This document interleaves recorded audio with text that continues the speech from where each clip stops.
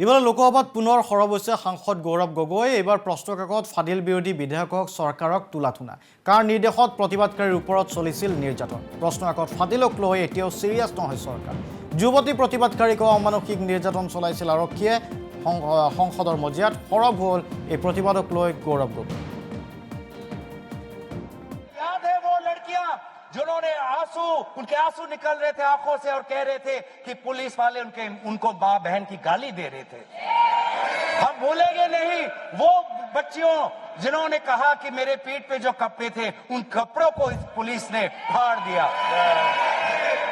ये है असलियत और इसीलिए बार बार हम मांग कर रहे हैं कि किसने आदेश दिया, वो आदेश कहां से आया कि पैलेट गन का इस्तेमाल हो।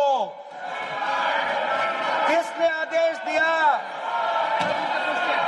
किसने आदेश दिया कि आंसू गैस का इस्तेमाल हो।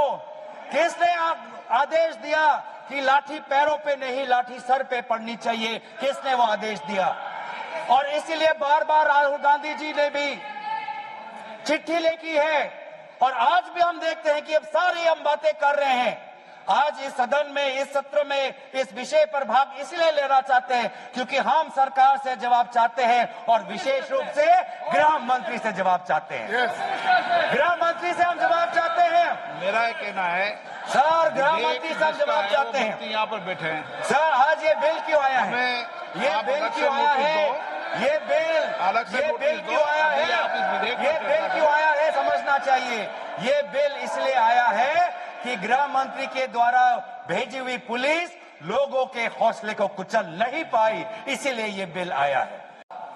और इस संशोधन वाले बिल का विवरण पढ़ के साफ साफ पता चल जाता है कि ये सरकार शिक्षा विभाग को लेकर गंभीर नहीं है, सुधार नहीं लाना चाहती। ये सिर्फ एक दिखावा का बिल है क्योंकि ये बिल एक संशोधन बिल है। आज से 2 साल पहले ये बिल लाया गया था, public examinations prevention of unfair act 2024। उस समय में भी एक यूजीसी ये नीट के 2024 के परीक्षा को लेकर पूरे देश भर में लोगों के मन में व्यापक चिंता थी। उस समय में भी इसी तरह आज जैसे मंत्री जी कह रहे हैं, सरकार ने इस बिल का इंट्रोडक्शन करते हुए ये कहा कि ये बहुत ही एक ऐतिहासिक कदम है, एक बहुत बड़ा कदम है और इससे शिक्षा